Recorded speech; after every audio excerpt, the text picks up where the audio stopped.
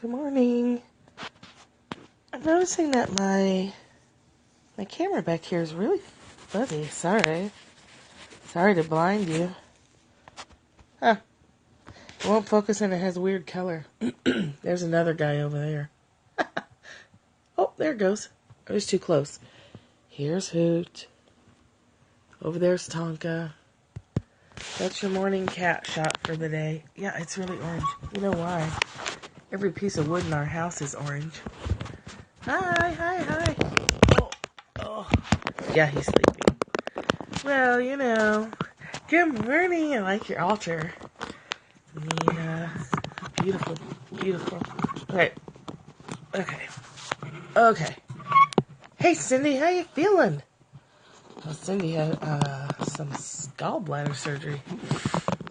Okay. Are we stable? Are we set? Hey, how you doing? I gotta figure out a better lighting system in here. So, good morning. I haven't been awake very long, and my eyes are still a little bit blurry. My name's Michelle Wolf, if you're just joining in. And you can find me at caddyshackdesigns.com. Across the top at the website are tabs for everything I do, most of which, hello Tanya, most of which lately are desire map workshops. Hi Cynthia. Hi everybody. Yeah, me too, Michelle. I'm finding it hard. Good morning. The next women's workshop is here. Feelings.eventbrite.com. I was very sad to discover that, and I may have lost a sign up for this next workshop because this is also posted on the Desire Map Danielle Laporte's website. And the link was broken. What a bummer. The next men's workshop is posted there on Eventbrite, but that's a direct link to the women's. Cheers.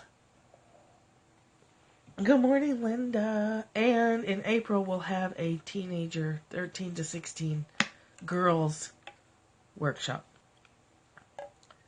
Oh, you know what? That one's on Eventbrite too. But whatever, it's like 4 months away. Good morning, everybody. Yeah, I'm super excited about that one. Probably need a few more kids in that one, but that's far away. You know, my question is, could we mix it? Your girl will need it. Linda's daughter is going to that. How close to 13 is she by April? I wonder if we could mix the two or if the kids wouldn't talk since it's online. But yeah, I could do a boys one too. Just need a couple of boys. Just turned 12. I absolutely plan to keep offering them. Teenagers is, of the, they're one of my favorite populations to work with. More mature than 12. Well, let's talk about it. I think they wouldn't talk if it was co-ed. Oh, she'll be more mature at 13, yeah. I think 13 is about the youngest you can do it, generally, unless you have a really, a different kid. Oop. Eye roll. Yeah. So today's our Tao Te Ching Day and our Byron Katie Day, our Deconstructing of Story Day. Yeah, Roseanne, if you could just, fix that. If you think she's mature enough, we can talk about it in April. Case-by-case basis. It kind of depends on where their interest levels are. Tough cookie. Those are the best kind. And it depends on if they're willing to do it on the phone or... maybe by then we'll have better internet, but I doubt it. I hear you on that, the ADD thing. So, Let's see here. Tao Te Ching Day. That's right? We did Course in Miracles yesterday, didn't we? Yes. We were on chapter or verse. It's verse, really, isn't it? 31. Okay. I gotta do something with my eyeballs. I don't know. Are these dirty? My eyes are a little bit blurry. What happens on Desire Map workshop nights, which the men's workshop is on Monday nights, I get so jazzed up by it that then I have a hard time going to sleep. And which reminds me, I did stay up late watching a movie called That Sugar Film. It's on Amazon. You can probably find it on the internet. We all know that sugar's bad for us. But there was even, and I've known it for years, and I do a whole lot better without it. But there was more information on that movie, or it was explained in such a way that it really, I don't know, there were some things that kind of clicked into place. I don't have my glasses on. Who's orange? Becky? Hello? That Sugar Film is the name. It's a documentary by an Australian guy. It's really good. I haven't quite finished it yet, but almost. Okay, maybe that'll help. We're doing kind of a book study, and I can't see the page. That Sugar Film, yeah. I was watching it on Amazon.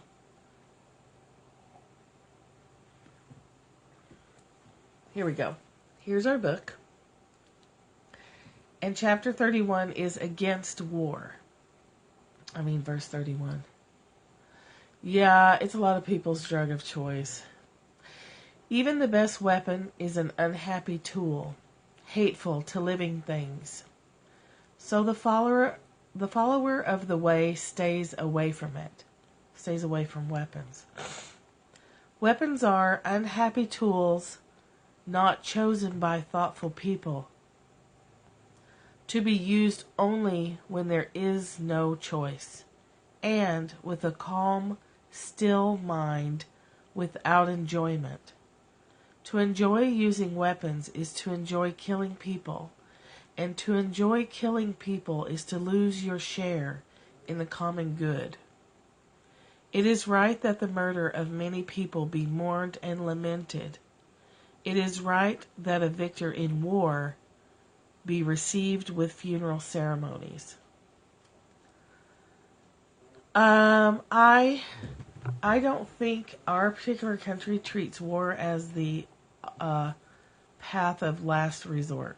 I really think we're way too quick to jump to war as the answer, and I think we're scattered all over the world, and that because of that, and if someone truly wanted to invade us, I don't think they'd have much problem taking us down. As scattered as we are and as fractured as we are right now. So, who knows? But I support the soldiers. Right? Isn't it? It's like, just blast them. Too much money. Yeah, it's a money machine. War makes money. War is always about resources. Don't let anybody kid you that it's about some humanitarian mission. We have to test all those lovely weapons. I really enjoy military strategy, the thought of it, the game of it. War is a business. Yeah, I like chess. But the actual act of war, no. No. Hi, Sarah. It is our first. You're right, Tanya. It's our go-to response. Let's go to war. Not healthy. Yeah, it's good on paper.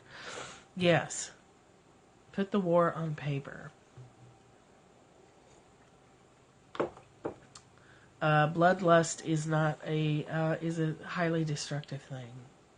And like they say, to be used with a calm, still mind, without enjoyment, not without a manic joy in going to kill things. And the more and more we remove ourselves from the killing through drones and bombs and things like that, the more easy it is to detach emotionally from it or to enjoy it like a game. It becomes like a game because you don't see your opponent.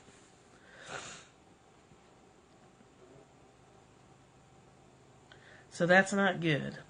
So the follower of the way stays away from it. And like Tanya brought up, stopping war outside has to start with stopping the war inside.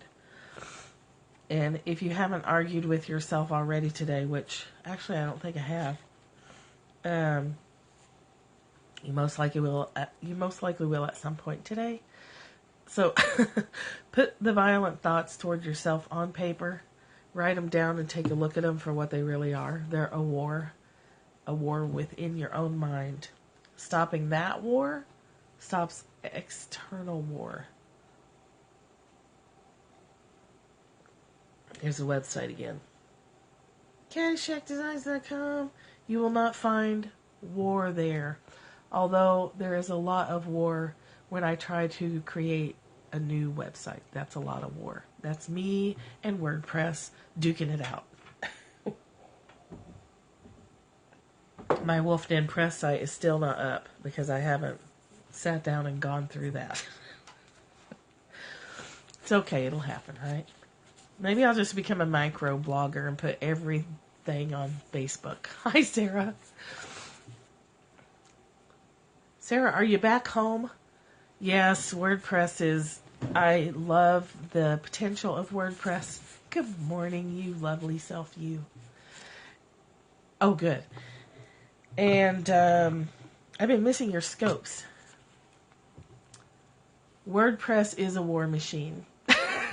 It has great potential and I love it, but it's always a little bit of a battle because I don't do it every day. If I did it every day, it probably would be easier. So anyway, our second translation of the Tao Te Ching is, oh good.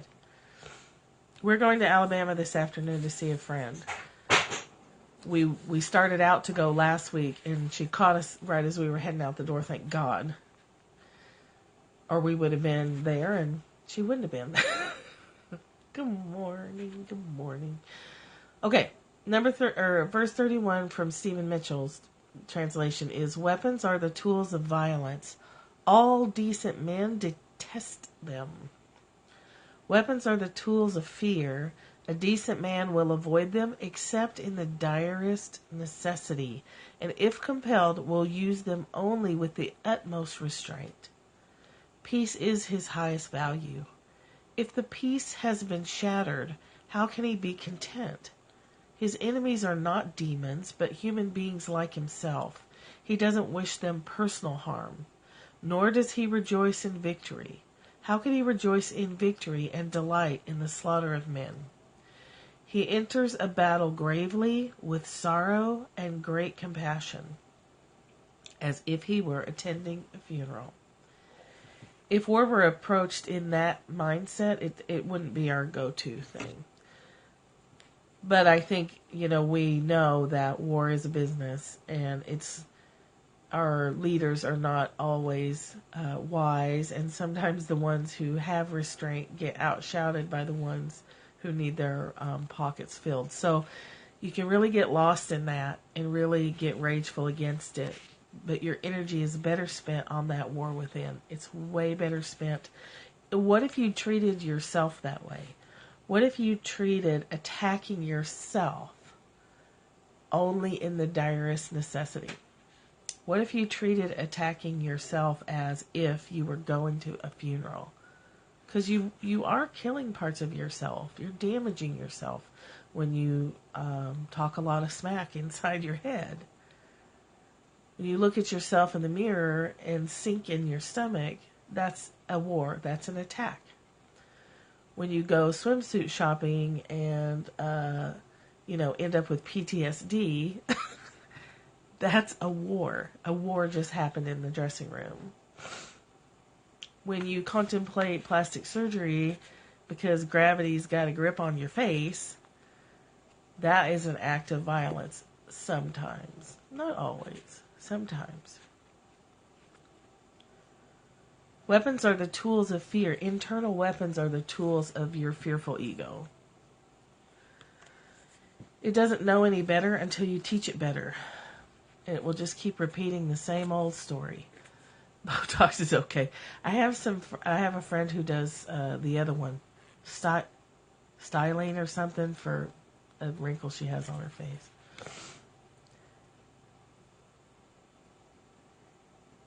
If you're seeking plastic surgery with the intent that then you're going to feel good about yourself, that's never going to work. You've got to feel good about yourself already. So what if you started there? It's unlikely you're going to change the politics of war today, but in the next 5 minutes, you can change the politics of war in your own head. Yeah, the intention. I have another friend who uses Botox, and she doesn't say anything, but you know she does because we're similar age, and so these lines in our foreheads of this age come and go. Sometimes there's no lines. And then a few weeks later, there'll be all these lines. And for a while, I was like, what is going on with your forehead? You have lines and you don't have lines. And I was like, oh, it's probably Botox. It's magic. I love the lines on my forehead. They look like my dad.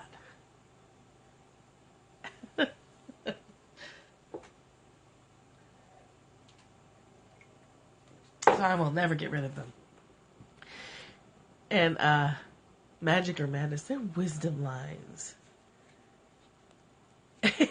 Yeah. So, all decent women detest weapons of war in their head. And they will use them only with the utmost restraint. Peace can be the highest value in our own minds. That's the only thing that's going to slow down war outside of ourselves. We accept it so easily because we do it every day. We do it all day long. If we're not conscious, if we're not awake, we're warring with reality all day long. I shouldn't be in traffic. I shouldn't have bounced a check. I shouldn't be overweight. I shouldn't have like random clutter all over the dining room table. That is all warful things, warring things. So his enemies are not demons, but human beings like himself. He doesn't wish them personal harm. So don't wish yourself personal harm. Don't beat yourself down and then say, yay, I beat the crap out of myself. I kicked that problem. I punched fear in the face. Although I really do like that book. Punch Fear in the Face by John Acuff. I mean, there's times where you're like, you know what? I'm going to beat this. Or it's not something to be excited about, whether it's happening outside of yourself or inside of yourself. And we accept it so readily because we're so used to it. We're so comfortable with talking smack to ourselves. We're so comfortable with it. We're so accepting of it. And someday, maybe today, you have to stand up inside your own head and say enough is enough. That's enough. You would never let your kids talk to each other like that. You would never, I hope, let anyone outside of you talk to you like that. Enough is enough already. Stop it. Knock it off. Suffering does not equal reward. No, it does not. Ragging on yourself because you're off your diet or whatever. Even ragging on yourself for eating too much sugar. That doesn't work. You replace it with other things. Suffering does not equal love. Martyrdom does not equal love. Martyring yourself only means you're going to die sooner. So just stop it. Forgive yourself for doing it. And then learn, because now you know better, you can do better. When we know better, we do better. Sometimes we know better and we still don't do better. But we can. At least we have the choice. We do know. Forgive yourself early and often. Brilliant advice. So let's see what Byron Katie says about this. This is the book we're in. Bop, bop, bop. Really not happy with this lighting system. I have to figure that out. Okay, chapter 31. Self-loathing people are mirroring what they think others feel about them. Yes. And you know it, even if they don't even say it, because you can feel it. I was talking to my mom, I think, about having an unusual reaction to a person and feeling really out of character. And later it occurred to me that that's what she expected. She expected rejection like that. And it was activating it. Okay, so we activate in other people what we expect to receive, right? So if we expect people to love us, they generally do. If we expect them to hate us and think we're fat, they generally do, or whatever. They only think we think that because they think that about themselves, yes. And you'll find yourself, the more sensitive you are, really uncomfortable around people like that who are asking of you a response that's not in your character and that you're not willing to give. Does that make sense? Like a person is expecting you to join them in their self-hatred and you're saying no. They may be really uncomfortable around you. It's nice to be conscious when that's happening so that you can refuse it. It's very draining. It's very draining to be around because they're trying to evoke in you an expected response. They're trying to make you their mirror. When I expect my dad to be a closet Trump supporter, he is. Oh, Sarah.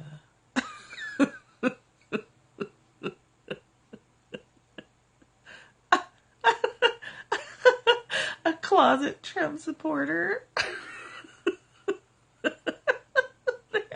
Now there's going to have to be, there's like a secret group.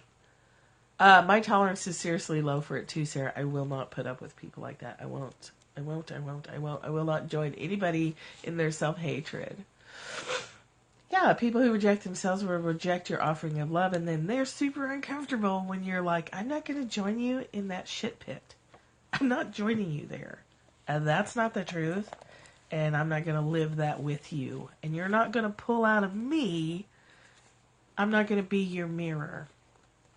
You can say that. If you feel that going on, or the hatred of others. Ugh. You don't have to be other people's mirrors. Yeah, I'm not going to join you in your shit pit. You just stay down there by yourself till you're ready to come out. When you're ready to come out, I will gladly pull you up. And I am not coming down there too. You'll lose friendships. Yeah, I'm not RSVPing to your stinking pity party. I have enough pity parties of my own, thank you.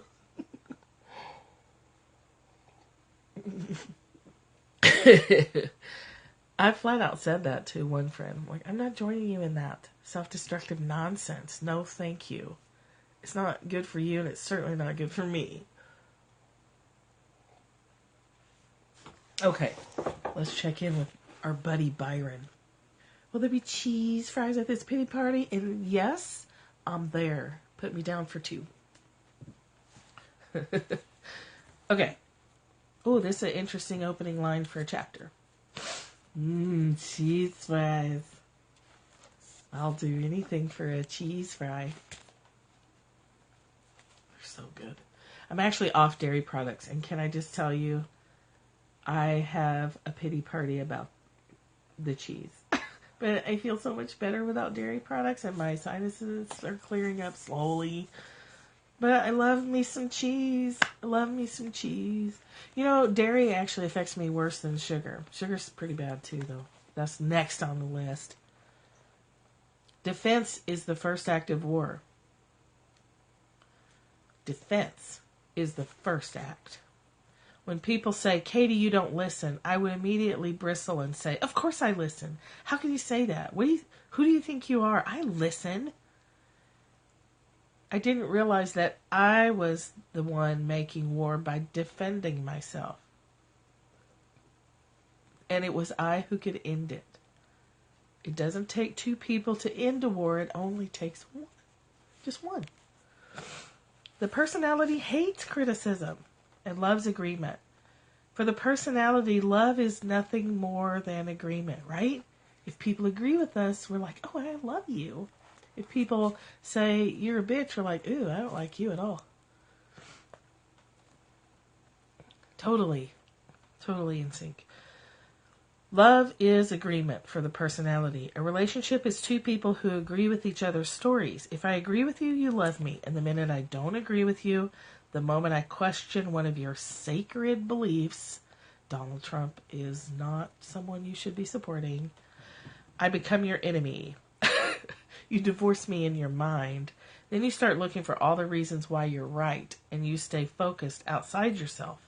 When you're focused outside and believe that your problem is caused by someone else, rather than by your attachment to the story you're believing in the moment, you are your own victim and the situation appears to be hopeless. You victimize yourself. Your partner is your mirror. Except for the way you perceive him, he doesn't even exist for you. Ooh, that's cool. It's just you over and over and over. And in this way, you remain blind to yourself and feel justified and lost. No wonder he feels unloved by us. Oh.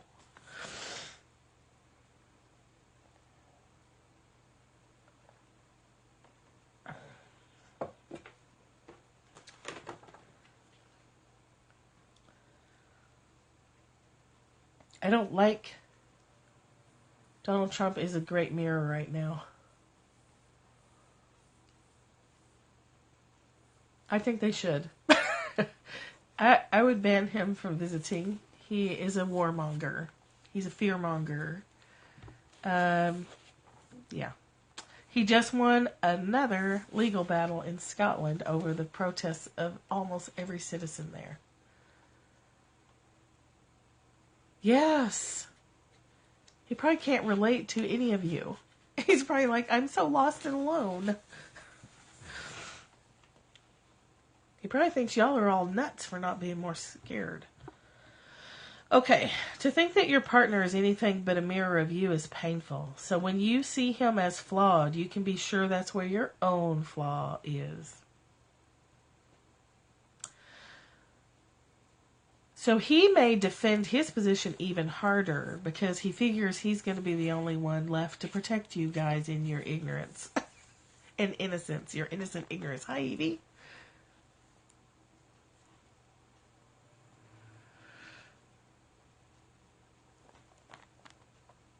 Okay.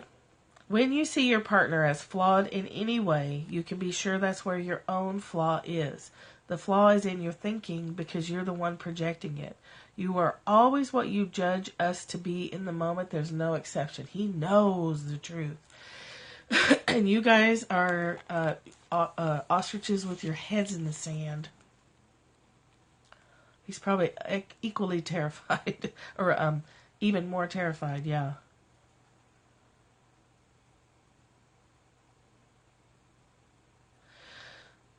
You are always what you judge us to be in the moment. You are your own suffering. You are your own happiness. If you're suffering, you're projecting something. You're projecting a story out there. The minute you say, how can I see this differently? You can start to see what your story is.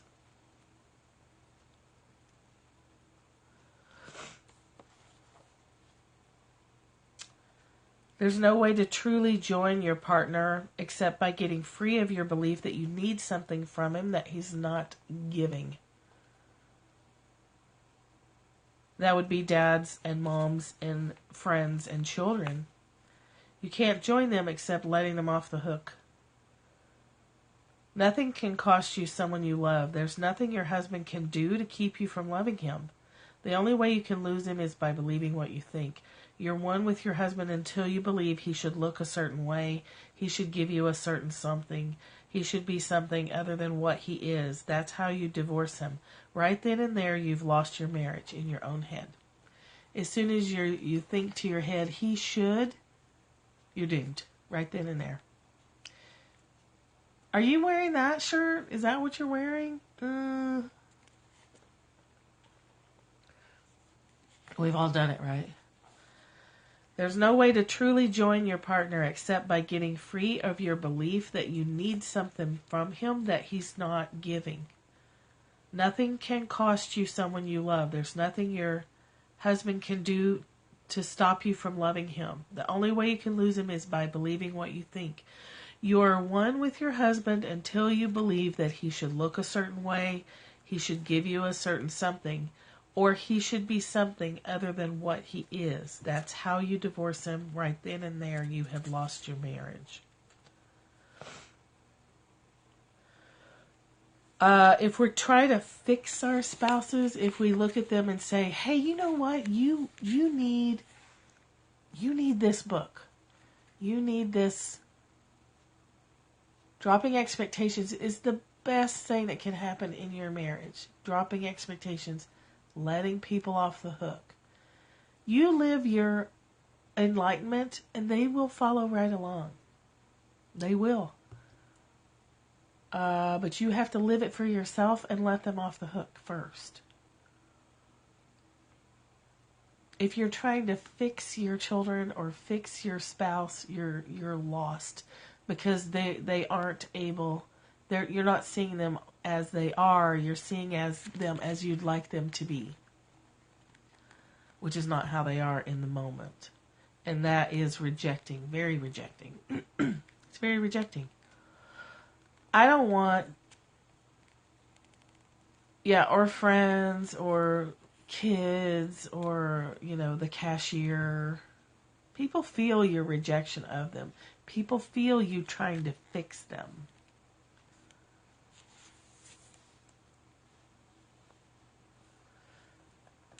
Do we really need them to take action?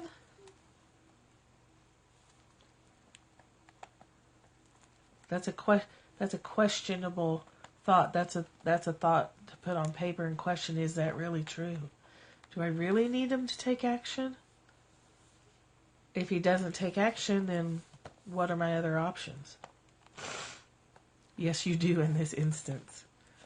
Or you do it yourself. Or he's not in the picture. Or something else will present itself as another alternative to achieve something. Or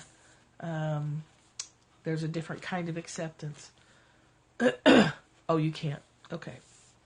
I'll take your word for it because I know that you are an enlightened woman.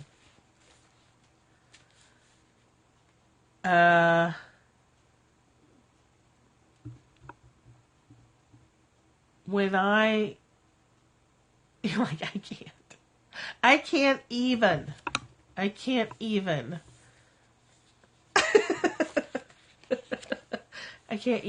not have him take action on this. When I think that Heath needs to be more emotionally expressive, he's going to be anything but that. And I actually don't. He's actually highly emotional. It comes out in weird ways, but he's a deeply emotional person.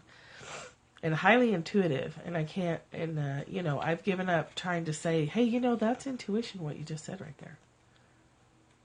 Your whole year plan depends on his action. That's a lot of responsibility.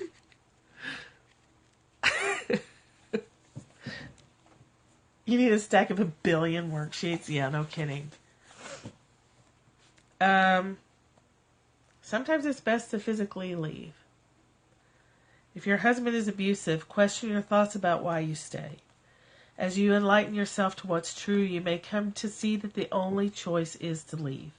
You may love him with all your heart and simply know that you cannot live with him. But we don't have to be fearful, bitter, or angry to end a marriage. We can leave with love. We've talked about this before. You can set boundaries from a place of love rather than a place of rejection. It's like a yard with a big sign on the gate. This dog bites. If you walk into the yard once and are bitten, the dog has bitten you. If you walk into the yard a second time and are bitten, you have bitten you. This awareness can change everything.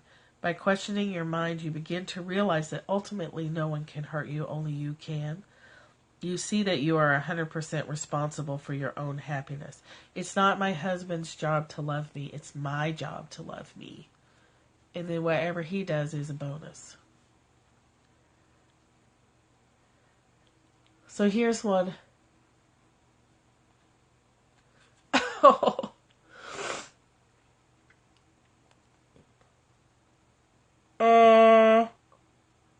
Does this have something to do with Asheville? Okay, I need your husband to take action.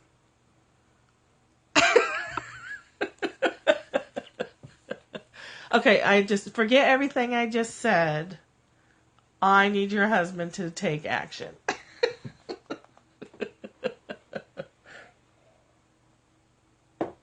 Never mind. Okay, listen, guys, this is the one about the affair. We all need him to take action. Yeah, now we're like, no, forget it. Yeah, just put the squeeze on him and get it done, Sarah.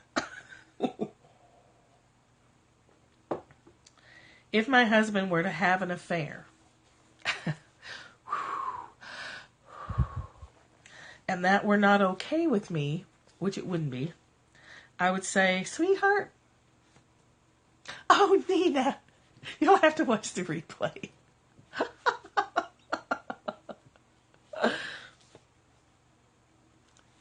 You're here just in time. If my husband were to have an affair and I were not okay with that, which I would not be, I would say, sweetheart, I understand that you're having an affair.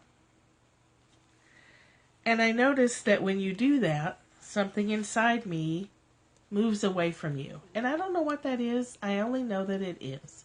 It mirrors your movement away from me, and I want you to know that. And then if he were to continue his affair, to prefer to spend his time with another woman, I might notice that I was moving away, but I wouldn't have to leave him in anger. That's the difference. You may still leave, but you leave in a different way. There's a different quality to the leaving. It's an empowering leaving, not a victim-y leaving. There's nothing I can do to stay with him, and there's nothing I can do to divorce him. I'm not running this show. Oh, God. Yeah, I'm sure it would be challenging. I could do it now. I couldn't. Yes, dignity. You can leave with dignity and grace. You can set boundaries with dignity and grace from self-respect. Are you sure? How do you know for sure? Are you sure that's true? Is it really true? Morgan hates when I say that to her. Because she knows I'm not really listening. You know, the thing is though, Byron Katie would never ask you that. She would just smile at you, and then you would feel like, oh crap, I'm doing it again. She would just look at you with those big blue eyes, and you'd be like, oh, all right, okay, Byron, God. We don't have to leave. We can, in anger, we can leave with dignity and grace and self-respect. We can say, yeah, she had a rough life. I might stay with him. I might divorce him in a state of total love and think, this is fascinating. We promised we'd be together always, and I'm divorcing him now. Oh. I don't. No, she's named after the poet. I don't remember what her. I don't think she reversed them. I can't remember. There's something out there about her name, but I don't remember what it is at the moment. But it's the poet Byron. I don't remember. I'm sorry. It's a detail. Sometimes details are escape me. Okay, so the alternative is to leave in anger. He shouldn't have had the affair. He hurt me. Doesn't deserve me. I think it's her first and middle names. Yeah, I think it's. I wouldn't put it past her, but I think she's named after the poet Byron, and Kathleen or Catherine or Katie or something is her middle name. Yeah, I think that's right. I don't know what her original last name was. The question is, you're going to leave. Are you going to go kicking and screaming? Or are you going to go with dignity, generosity, and peace? You can't dictate this. You can't fake it. You can't make yourself be spiritual or loving. When you're around someone who's trying to make themselves be spiritual, don't you kind of want to throw up a little? When someone's pulling on what they think is how you're spiritual. So it's like, I'm going to put on my coat of spiritual today, and I'm going to look a certain way and act a certain way, and you can feel the incongruence. You're just like, hairball. Yeah, you know. You can't fake it. You can't fake it. And you know, even on Periscope, when someone's faking it, you can see it so clearly. And send them love. Send them love because they want to be that. They're just not there yet. Very uncomfortable to be around. Yes. Because it's a lie. So when people say, oh, it's terrible, you're getting divorced, oh my God, I'm so sorry, you can say, I understand how you see it that way, but that's not my experience of it. I'm okay. It doesn't take two people to end war and marriage. It takes only one. If two people have ended it, life can be twice as beautiful. Byron Kathleen Mitchell. Yay! We win.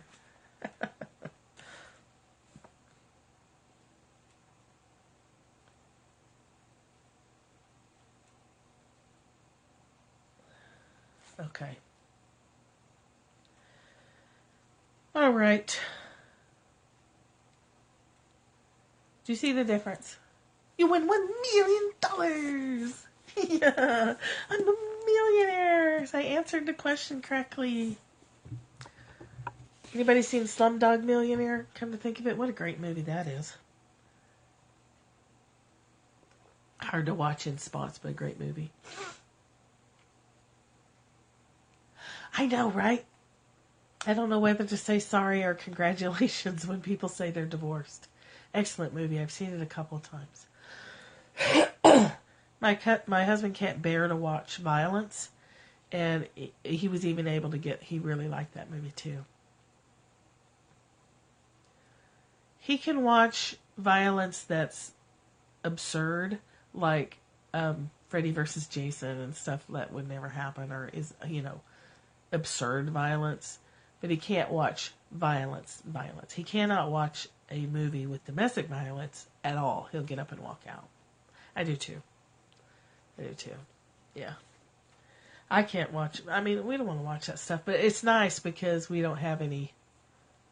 Yes, definitely. Sorry. Hey, everything is just.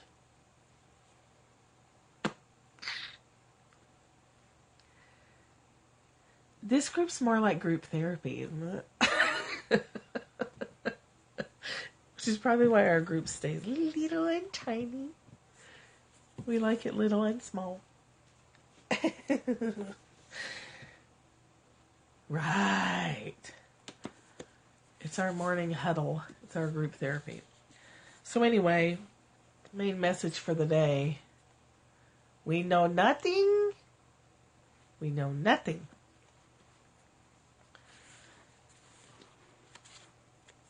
It's fairly obvious that the situation that you're in is untenable with the 3 kids and stuff. And having to be a single parent during the week. How exhausting. I don't know if that's from out here, that's what makes me go, oh my God, that's an untenable situation.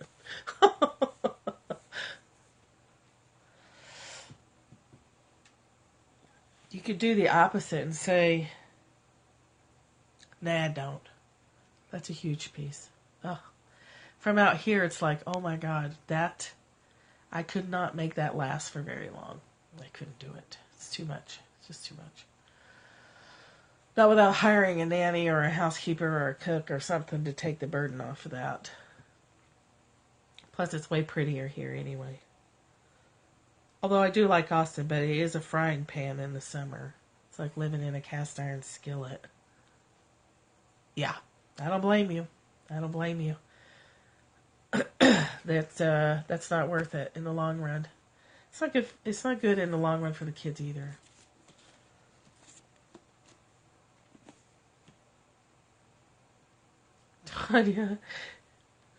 Tanya's a universal mom. Do you guys have any questions about that? Like, does it make sense? Stop the war within yourself first, and then let everybody around you off the hook. Oh, yeah. It's a steam bath for sure. Yeah, Texas is extremely hot. Extremely hot. Atlanta is extremely hot. But we're often 5, 6, 7 degrees cooler than Atlanta. Oh, it's... You step out of Morgan's house sometimes, it's like being hit in the face with a cast iron skillet for sure. It's just like, bam! I just got hit in the head with heat. Yuck. So, that's really all I have today. So the film is, she's in Loganville, which is east of Atlanta. So it's the same elevation and everything. She's about 45 minutes east. They're looking at houses in Cumming, which is about 45 minutes straight north of Atlanta on I-75. Yeah. I can't wait for them to find a house and get moved, because that means my twin commute, my babysitting commute, you're welcome, will only be about an hour and 20 minutes instead of 2.5 to 3 hours. Which is kicking my ass. It's kicking my butt, and I can't do it for much. I mean, it wears me out. My Thursday and my Thursdays and my Saturdays are 16 to 18 hour days. By the time I leave home and by the time I get back home, sometimes 16 to 18. It has been 19, 20 hours sometimes when things have gone badly. I can't do that. I don't want to. It's too exhausting. So, the movie is that sugar film. It was wearing me out. 1 day a week, I can do that no problem. 2 days a week, and by Sunday, I'm trashed. Michelle Wolf, CaddyshackDesigns.com. I need theme music. And the next workshop is feelings.eventbrite.com. Ooh, look, it's got a coffee stain. It's too much long term. Yeah, I can't do it long term. I mean, our dedication to keeping them out of daycare is dedication and financial constraints. Daycare's expensive. It's keeping us all, juggling schedules and doing what we can with the other grandparents and their schedules, but we can't do this long term. So, that's all I got. And you're welcome. And thank you for coming. And thank you for the hearts and the shares and all the beautiful stuff. And the things that you guys inspire in me are invaluable. Yes. Right. Then you're like, why am I working? All my money is going to the daycare. A second mortgage. Well, it's $175 for a half day each. Morgan looked at like a mom's day out program. That would be slightly cheaper for a full. I mean, that's $350 for. I think it was twice a week. 2 half days a week was $350. No, it was like closer to $600 and something. Ridiculous. I don't even remember. It was something so scandalous that my mind just shut it out completely.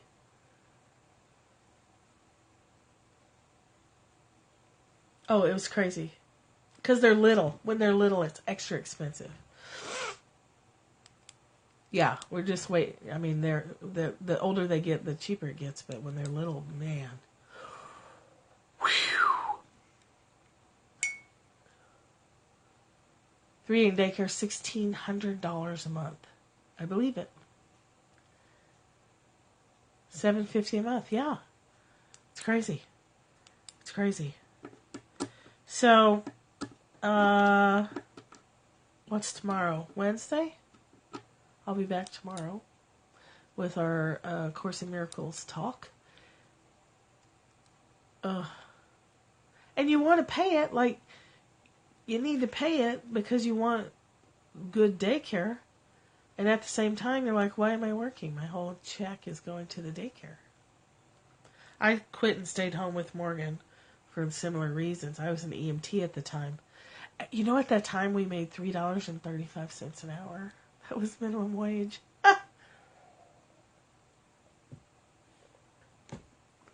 Thank you, Sarah, and tell your husband that you have international support for making a change. We can call it international because Linda's in Puerto Rico. Yes. Yes. Oh, gosh.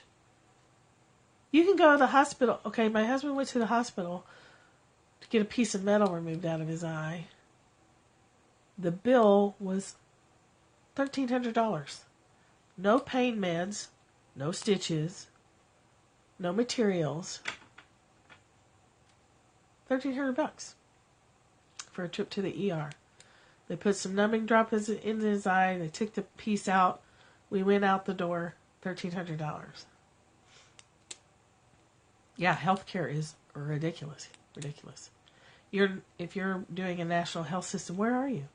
Are you in Canada or in Europe somewhere? You're in the UK, yeah. Yeah, healthcare is astronomical. I looked at you have to. He waited way longer. He put it off and put it off, It's ridiculous. You have to. But, so the bandaging, $75 for basically a glorified Band-Aid.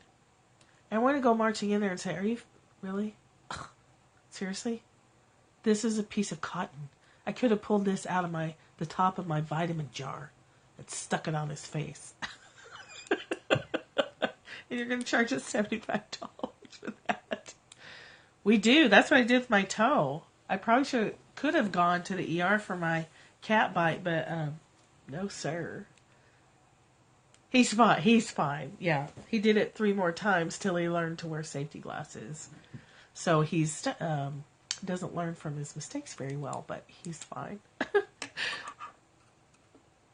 Yeah, just get the metal out and we'll do the rest. And honestly, if I can find a magnifying glass and a Q-tip, I'll even try to do that myself. Yeah, stubborn. He wears safety glasses now. In fact, he just came inside last night. He was chopping up some wood for the June retreat so you guys can have a fire at night outside. He's already planning ahead, but he came in scrambling for, safety glasses while he was using the chainsaw. So I was like, it took a while, but he got it. So anyway, I'm going to go. I'll see you tomorrow. I love you so much, and thank you for joining and hanging out while we chit-chat. It's so fun. Blessings to everyone. Yeah, they are very similar. You're welcome. Have a great day. So I hope you're doing a lot of picturing of how awesome it's going to feel when he comes into agreement with you and hanging on to that core desire feeling. Oh, Sarah, do watch the replay. Although a lot of our stuff today has just been chit-chatting. That's okay, too. Chit-chatting's fun, too.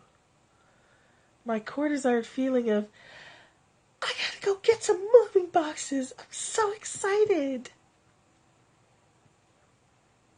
I wonder if it helps if we do that, too. Let's think about it. Okay, I'll see you tomorrow.